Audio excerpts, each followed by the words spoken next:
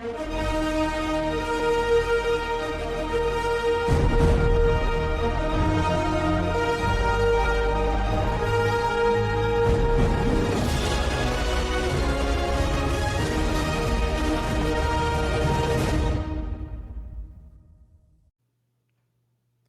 to another episode of UCF Uncut.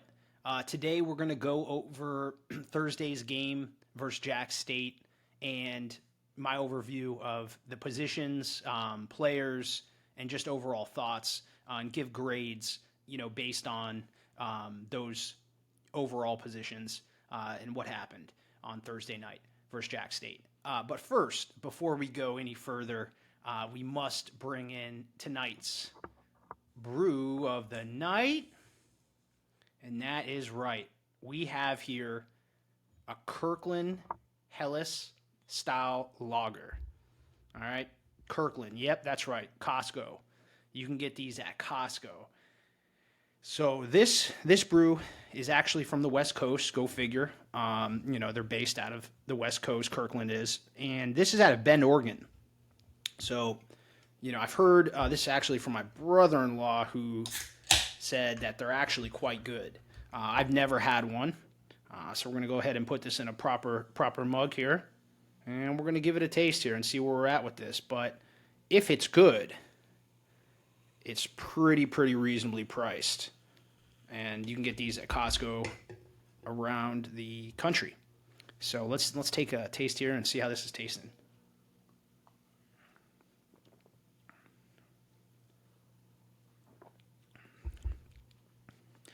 I didn't want to like this going into it, but it's actually quite good. It's quite good for what it is. It is, lastly, 4.5%, so not too heavy at all.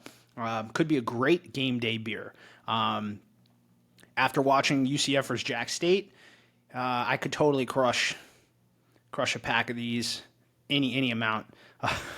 After that performance, I like it a lot. Actually, I like this quite. It's quite good.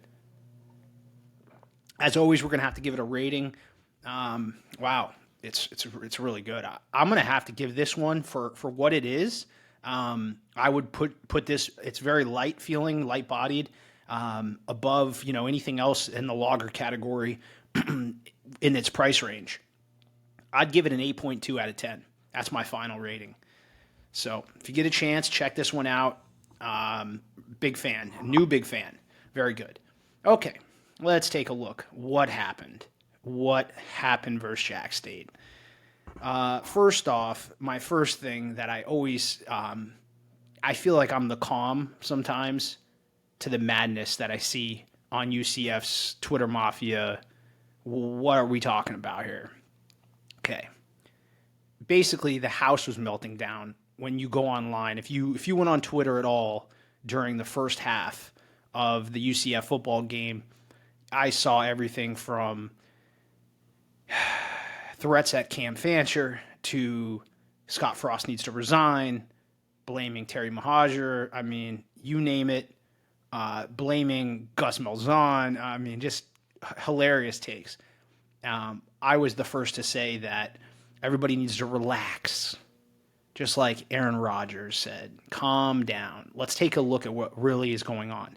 And I said that before halftime, I believe, or right around halftime on Twitter, said on X, and said, hey, it's a 0-0 game. Our defense is playing pretty good. Offense missed a lot, and we're still 0-0 going into the half. We're going to make adjustments, and we're going to bounce back, and I hope to see a change at quarterback. And that's what happened. So today we're going to go over what happened, and let's take a look at positions. We're going to go over offense, defense, special teams, overall thoughts, and then we're going to go around the Big 12 to take a look at the scoreboard in the Big 12. So looking at what happened to start the game, starting Cam Fancher was kind of a surprise. Everyone knows that coming out of camp, but got my head wrapped around it and believing Coach Frost and Mackenzie Milton and their decision. Once the game started, I loved the play call. And people forget, I think just in context of how close the game really, was on paper, but it could have been a blowout. And Cam Fancher missed, I believe it was Marcus Burke on the first play. That would have been a touchdown. And if that score happens, the script completely changed. But it didn't. Cam Fancher overthrew Marcus Burke, who was wide open. I believe if Tavon Jackson had that same play, he would have thrown a much better ball, and I think UCF would have been up 7-0, and the game would have been completely different. But nevertheless, Fancher is in the game. And I noticed with Fancher, it seemed like he didn't have a lot of situational awareness. And it only got worse. He was missing open, just easy layup passes. Wasn't very aware. And he looked kind of frazzled and frantic, not experienced like he should. He is an experienced quarterback. You'd think he'd be more experienced, but that just didn't happen. And he looked really bad. And also, our O-line, they looked terrible. They couldn't block. They were getting blown off the ball, which is shocking. And they left him vulnerable. And I'll never forget, that huge play where Traquan Fagans, the transfer from UCF, which I'm shocked started for Jack State, comes in and lays the boom on Fancher. It looked so bad. It did not look good. We got lucky that was targeting, and that pick six, scoop six came off the board, because if it didn't, we were in trouble. But nevertheless, Cam Fancher, hopefully he's feeling better and heals up. Wasn't a great debut for him. I would be shocked if he comes out as the starter. I think they're playing mind games announcing Cam Fancher as the starter when we know it's going to be Jackson. It better be Jackson. That's my take. And I said that from the beginning, that I was a Jackson fan and I thought Jackson should start. I don't know. Fancher, I hope, never starts again for UCF, and Jackson takes over from here, and I think his play supports that. Okay, so I'm going to give Cam Fancher, we're going to give grades for some players tonight on tonight's pod, from A to F. So for Cam Fancher, his performance, I'm going to give him a D-. Didn't like what I saw. So let's move on. Tavon Jackson steps in. I loved his performance. I thought he was playing fantastic, especially for how he got thrown into the game. He prepared like he was a starter, and he very well probably should have been. But anyway, nevertheless, Tavon Jackson had a pretty solid game, and I'm going to give Jackson's performance a B+. Okay, so let's go take a look at the rushing attack. Not great at all. Actually, almost embarrassing. But again, the running backs didn't have clear holes.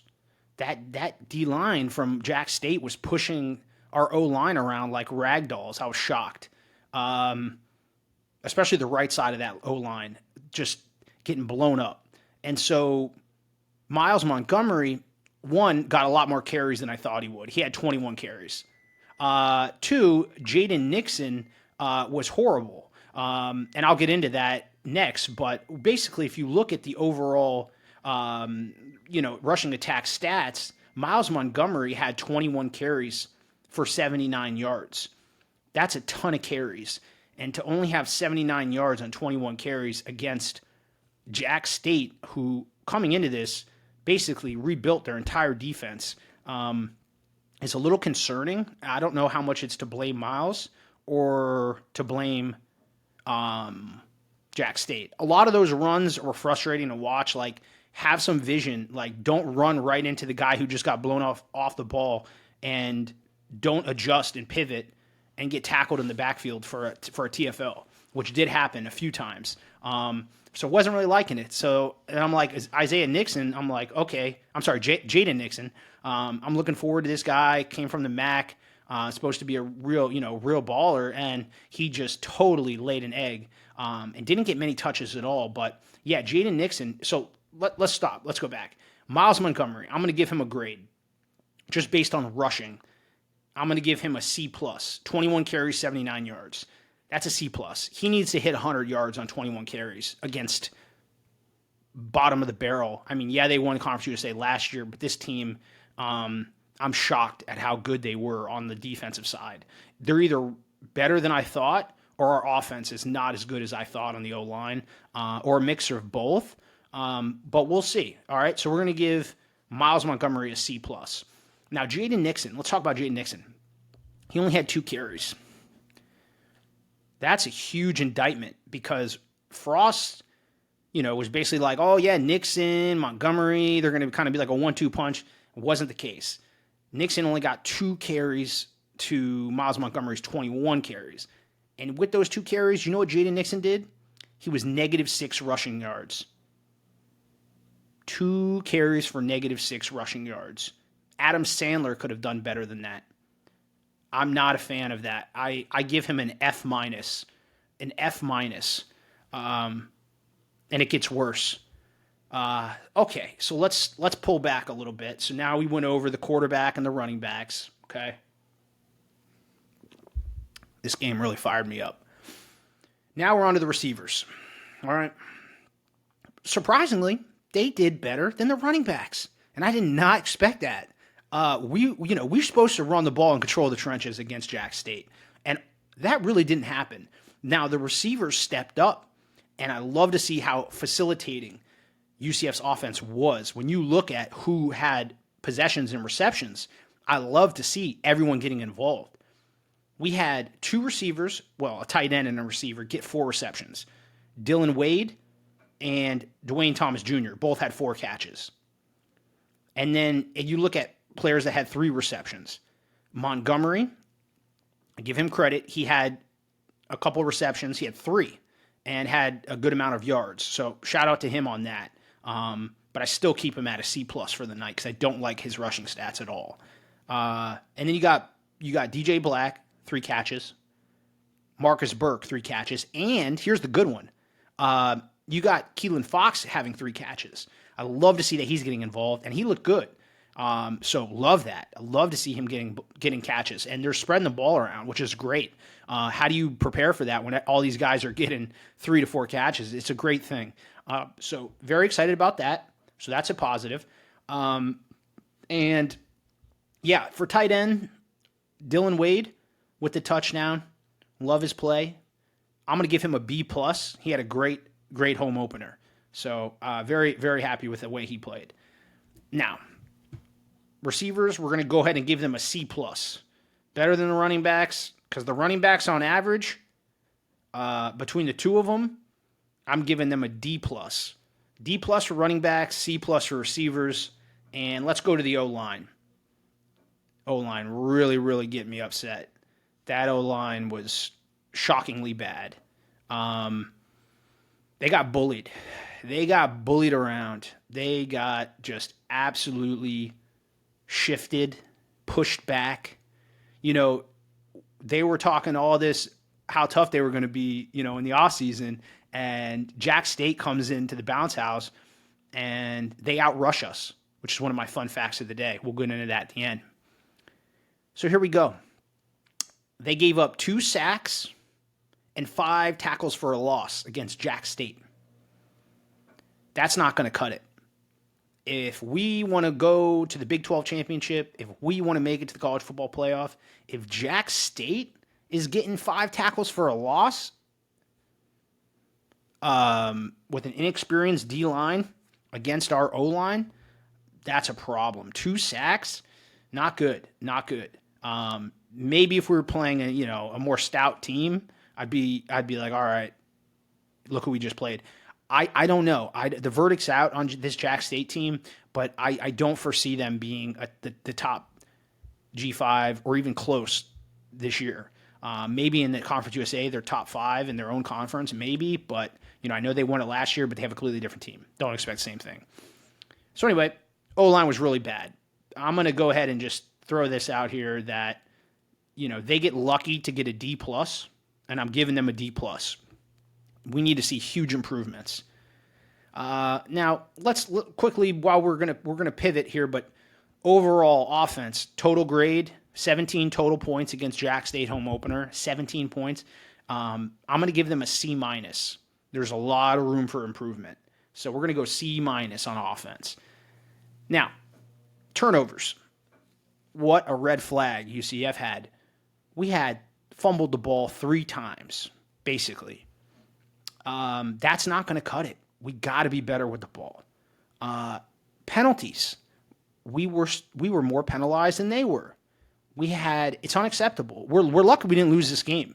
We had 9 penalties for 80 yards. 9 penalties for 80 yards. I mean, that says everything. Imagine if we didn't have those penalties. Like if we cut them in half, we're getting points from just flipping that. So that's mental mistakes, like mental. And there's no excuse for that. So just very, very frustrating, especially from a Scott Frost team. Okay, let's flip over to defense. And shockingly, defense was supposed to be the sharp component of this team. And they were, but there's a lot of room for improvement, and particularly one group in the defense that really just let me down. Let's take a look. Well, the weakness was against the run, and I'm shocked because we couldn't stop Jack State. We were getting bullied around. Their O-line was bullying our D-line. Our D-line was getting thrown around, and I'm shocked. For the most part, we got bullied. They were running the ball at will for 3-4 yards a clip. They averaged almost 4 yards a carry. Over 4 yards a carry, I believe. And our D-line almost looked like soft. And I know it's crazy because I know we have dogs on the D-line, but man, and we're going to get into some of the individual stats, but was not good from the D-line. I'm going to give the D-line, because the D-line allowed on the box score, and it is outrageous. They allowed 165 yards on the ground against Jack State. 165 yards on the ground against Jack State. That is not good. That is not good. We're lucky they didn't score more. What a terrible showing from our D-line. Now, there are some highlights. There are some good from our D-line, but let's keep rolling. So our weakness was against the run on defense, and our strength was actually against the pass. Our pass defenders, our corners and safeties look elite. They look elite. We might have some of the best corners and safeties in the Big 12, and I'm so excited. I wish they had more turnovers. I think there was some chances for more, but that D-line was getting bullied around, and we're lucky we didn't get beat. I mean, the D-line needs to step it up big time. I hope that they pick that up. And okay, so let's take a look for the DBs. So D-line, I'm giving a D minus. Now the DBs, corners, we'll include safeties. They look elite. I'm giving them a B plus. I would like to see more turnovers.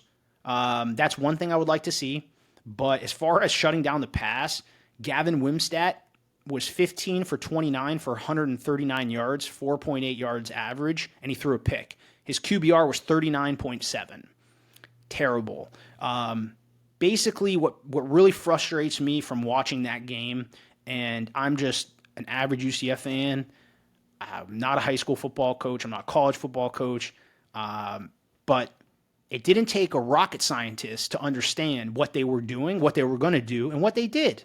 And as a D coordinator, I'm looking at this game and I'm like, how are they not looking at this and going, okay, this Gavin Wimstat character, he can't throw.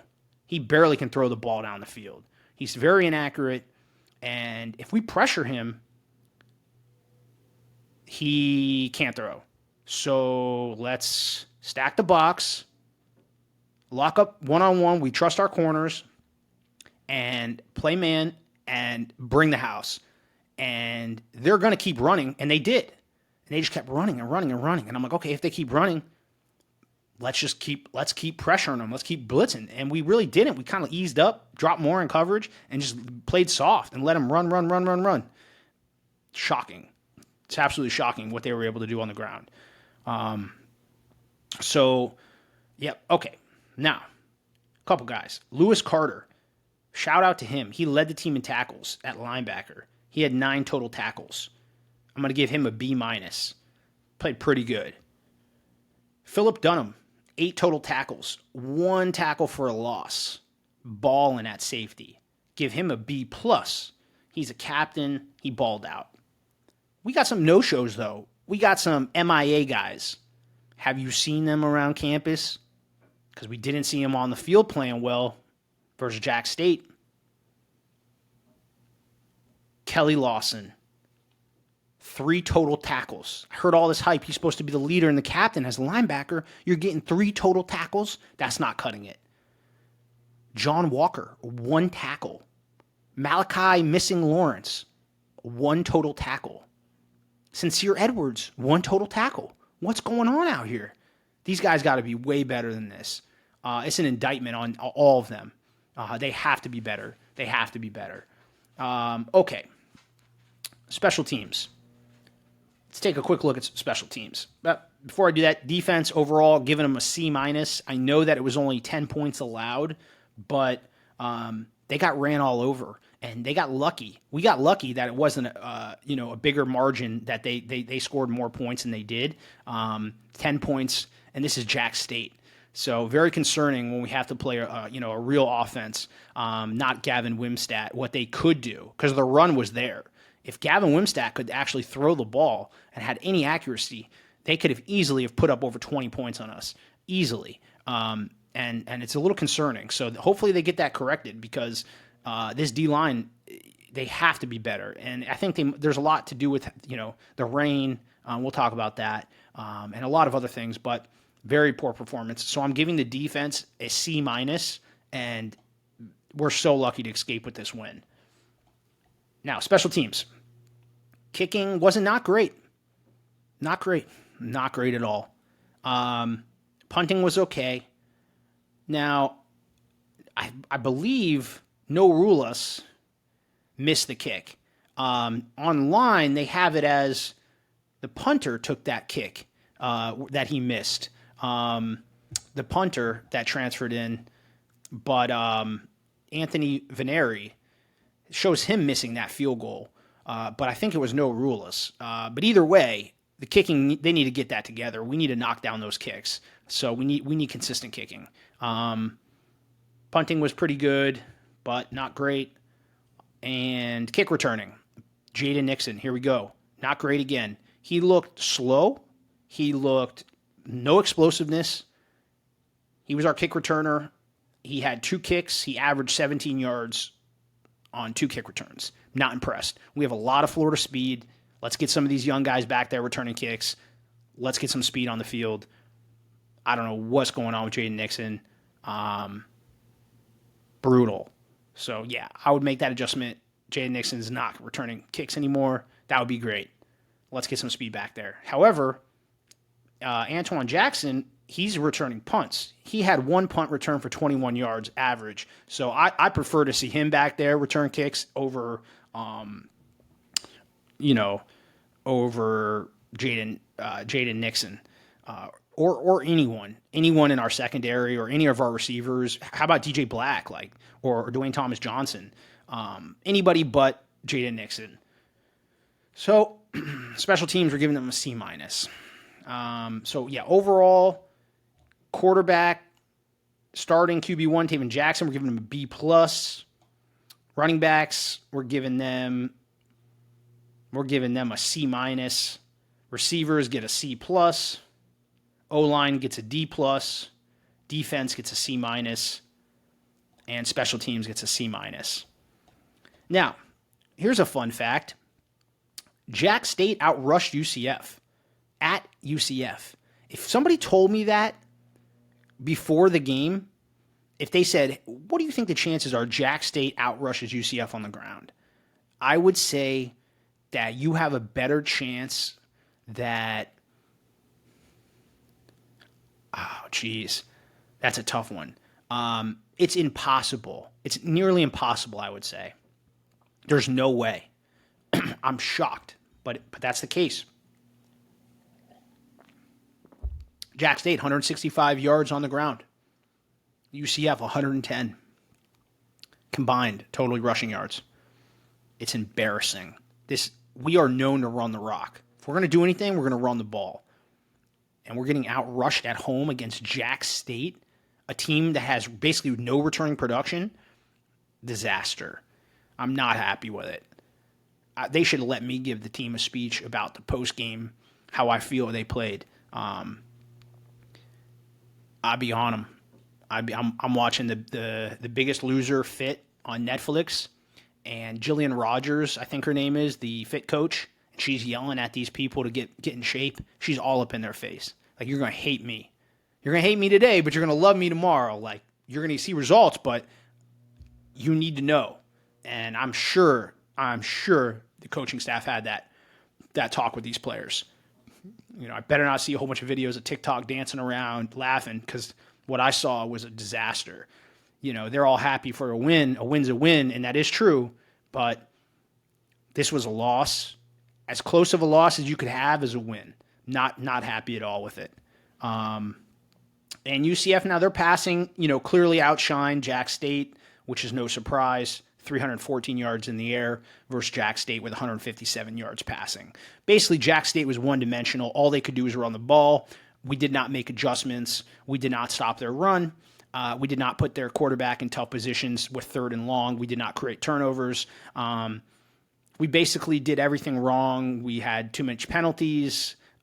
They played more consistent than we did. They had less penalties than we did. Overall, coaching-wise, their coach whipped our butt. I mean, they outcoached us. We got lucky. We really got lucky that we won that game. Jack State. Boy, was I wrong on Jack State. I was either wrong on Jack State or I was wrong on UCF, or a mixture of both. But they were better than I thought, and I'll be the first to admit it. Good luck with them, and their fans. They are better even with all those transfers and all that coaching change. They're still a solid team from the Conference USA, respectable opponent. Who knows? Maybe that's a quality win week one. Looked a lot better than I thought as far as how they played. Their defense was better than I originally thought. Now, the refs killed me. They made a lot of questionable calls. That turnover behind the line of scrimmage, where they called that a turnover, the ball was parallel past the line of scrimmage, so it shouldn't have been basically treated as a fumble, but it was, and that was a huge turnover. So the refs were definitely not helping us out. And then how about those calls they called back, offensive holding? It's like ridiculous. It's so wishy-washy. It's like, get out of here. Miles Montgomery was in. That's touchdown. All these penalties just backing us up. We could have easily have had a couple more touchdowns from those callback penalties, the missed field goal, and then the wide open play. Marcus Burke, first play. That's an easy touchdown. With any other quarterback, it could accurately put the ball in a window. And, it would have been 31-10. 31-10, if not worse, for Jack State if that happened. So this game could have been a blowout, but the execution was so poor. Plus the rain delay and the fans leaving, and I don't blame them. And I'm going to talk about this at the end, but we got to stop these games on Thursday nights. This happens every year, and it does nothing but hurt the brand. It's not good. We got to stop that. So overall, we're going to put this game behind us. Not a fan at all. I'm happy we got the win, and the fans need to calm down during the game. Stick together. Don't be so divisive. It's going to be all right. I knew we'd pull out.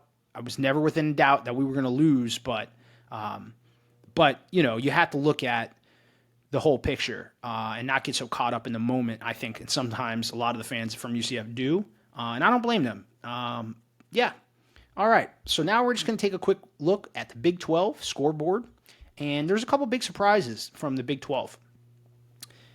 I'm taking a look. Lansing, OSU, 17, UT Martin, 7. Houston, 27-0 against Stephen F. Austin. Nothing really there. Cupcakes. Cincy, they lost to Nebraska. They lost to Nebraska, 20-17. What a heartbreaker. Too bad for them. Couldn't have happened to a better team.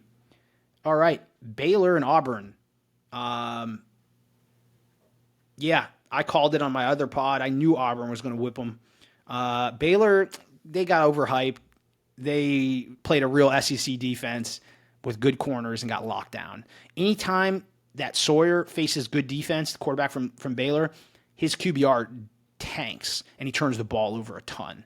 I don't think Baylor is as good as people thought, and Auburn is better than people thought. So, yeah, that was a surprise to some. Colorado lost to Georgia Tech at home. The verdict's out. I like Colorado's quarterback they got in the portal. So we'll see about them. ASU 38, NSU 18. No surprise there. Here we go. Here's the one that surprised me. Kansas State barely scrapes by 38 to North Dakota State 35. So they almost lost to North Dakota State. That's 2 weeks in a row of struggling. They're not as good as people thought. And I think that is something that that's interesting. And remember, when we looked at the UCF schedule, I have us potentially beating Kansas State as one of the toss-up games that could put us at a 10-win team on the season. That game, the probability of UCF winning that game has gone up considerably since the start of the season. So that's one to keep an eye out for. Another one, Iowa State 55, South Dakota 7. No surprise. Texas Tech is so far looking the real deal. 67, Arkansas Pine Bluff 7. So they almost put up 70 on Arkansas Pine Bluff. But Pine Bluff, that's another cupcake team. But they checked the box. So far, Texas Tech is looking like the real deal. West Virginia 45, Robert Morris 3. No surprise there. BYU, here's a good one. 69-0 against Portland State. Portland State must be one of the worst football teams on the planet. I saw them lose week 1 against Tarleton State.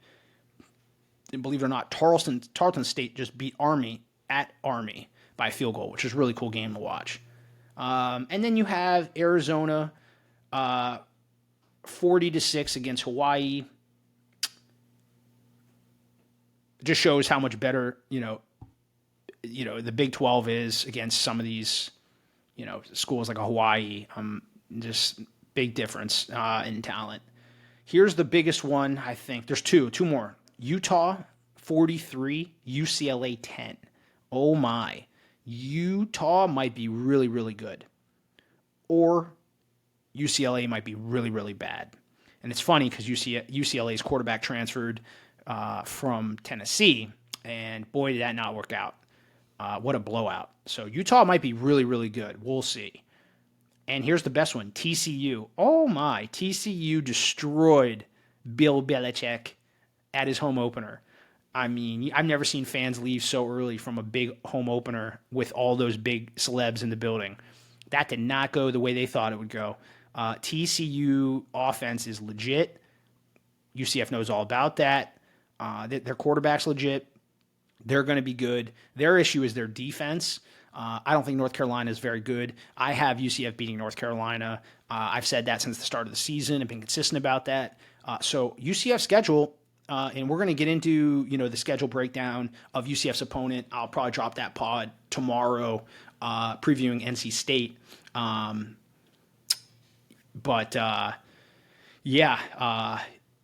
This schedule is looking more favorable as we go. And if we could beat UNC at home after we beat North Carolina State, we beat North Carolina State, then we beat UNC, we're going to be 3-0. And then we got Kansas State, a suspect Kansas State team on the road, who at that time, who knows what their record could be. But they're not looking good at all. A lot of turmoil for the Kansas State team. So, yeah, UCF is actually hanging in. We're 1-0. That's all that matters. And this weekend coming up, I'll, go through the matchup and what to expect. But I would expect a huge bounce back from this UCF team. They better bounce back because week 1 was near disaster in the rain. And lastly, with the rain, we got to stop scheduling games where it rains. It's all about the brand. And nobody's ever going to remember that UCF beat Jacksonville State 17-10, but it rained and a lot of the fans left, so they didn't really have that home field advantage for most of the game, and the vibe wasn't that high. No one's ever going to remember that. Unless you watch the game and really watch it all night, You just see the score, and you're like, oh, wow, UCF barely beat Jack State? Oh, that's not good. Not good for the brand. It doesn't look good for the brand, and it keeps happening. So us scheduling these games does nothing for the program. It actually hurts us. Let's just play a normal Saturday game, noon, 3:30, 7, any of that versus Cupcakes. That's perfect. But don't do it on a Thursday night or Friday, and this wouldn't happen. And that's pretty much my overall take. I look forward to UCF bouncing back. All right, Night Nation, we'll catch up soon.